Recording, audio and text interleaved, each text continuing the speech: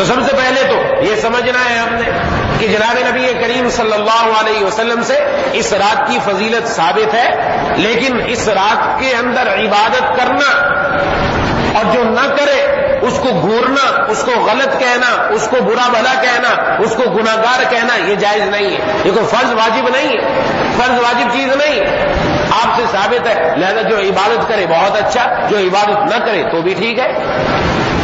جو عبادت کرنا چاہے بہت اچھا، عبادت کرتا رہے انفرادی طور پر، لیکن ہم کسی دوسرے کو مجبور نہیں کر سکتے، تو کیوں نہیں کر رہا ہے؟ کیونکہ کوئی فرض واجب چیز نہیں ہے کہ لازماً کرے۔ ہاں فضیلت والی رات ہے، کوئی عبادت کرے کرے، کوئی عبادت نہ کرے تو کوئی حرج کی بات نہیں۔ لہذا اس رات کے اندر عبادت کی فضیلت ہے کہ جو ہو سکے نوافل پڑھ کر، تلاوت کر کے، ذکر و اذکار کر کے، اللہ تبارک و تعالیٰ کے سامنے گر گرا کر اللہ تبارک و تعالیٰ کی عبادت کی۔ دوسری بات اس کے ساتھ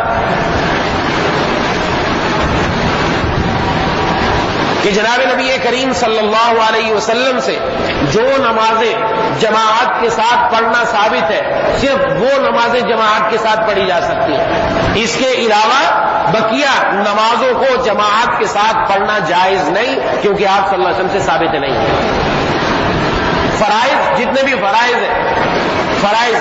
فجر ہے، ظہر ہے، عصر ہے، مغرب ہے، عشاء، اس کی نمازیں آپ سے جماعت کے ساتھ ثابت، اور حکم بھی یہی ہے کہ مرد حضرات مسجد میں آ کر جماعت کے ساتھ نماز ادا کریں۔ اور کچھ نوافل کی جماعت کے ساتھ پڑھنا آپ سے ثابت ہے، جیسے استسقاء کی نماز ہے، بارش طلب کرنے کی نماز، بارش نہ ہو رہی ہو تو اس وقت میدان کے اندر جمع ہو کر اللہ تبارک و تعالیٰ کے سامنے آہوزاری کی جاتی ہے، اس میں نماز پڑھی جاتی ہے، اجتماعی عبادت ہے۔ نماز کسوف ہے، یہ عبادت سورج کو گرہن لگ جائے تو اس وقت 2 رکعت نماز پڑھی جاتی ہے، اجتماعی عبادت ہے۔ ماہ مبارک کے اندر تراویح کی نماز جماعت کے ساتھ پڑھنا جناب نبی کریم صلی اللہ علیہ وسلم سے ثابت ہے۔ رمضان مبارک کے اندر وتر کی نماز جماعت کے ساتھ پڑھی جائے گی۔ یہ میں نے چند نمازیں آپ کو شمار کروا دی، صرف یہی وہ نمازیں ہیں کہ جو جماعت کے ساتھ پڑھنا ثابت، اس کے علاوہ کسی نفلی عبادت کو جماعت کے ساتھ پڑھنا ثابت نہیں اور نہ ہی پڑھنا چاہیے۔ اب اس رات کے اندر بھی اجتماعی عبادتیں ہوتی ہیں، اجتماعی طور پر صلاۃ و تسبیح کا اہتمام کیا جا رہا ہے، اجتماعی طور پر نوافل کی جماعت ہو رہی ہے، نہیں اس کا ثبوت نہیں۔ جماعت صرف اسی میں آئے گی جو جناب نبی کریم صلی اللہ علیہ وسلم سے ثابت ہے، اور یہ بات یاد رکھنی چاہیے، جو انفرادی عبادت ہے وہ الگ الگ ہے۔ نوافل کے اندر اصل یہی ہے کہ گھر میں جا کر نوافل پڑھیں،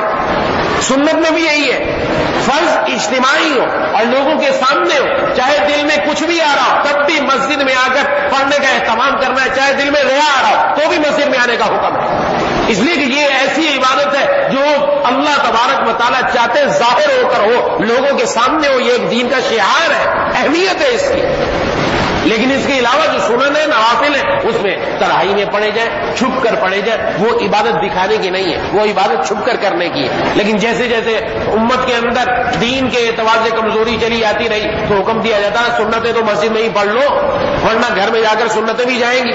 سنتیں پڑھ لی، نوافل کا اہتمام گھر میں تنہائی میں، بس بندہ ہو اور اس کا مولا ہو، اس کے علاوہ کوئی بھی نہ ہو، بس 2 بندے، ان کو بتاؤ تنہائی کی عبادات کا، اور کسی کو معلوم نہیں۔ اصل یہ ہے انفرادی عبادت،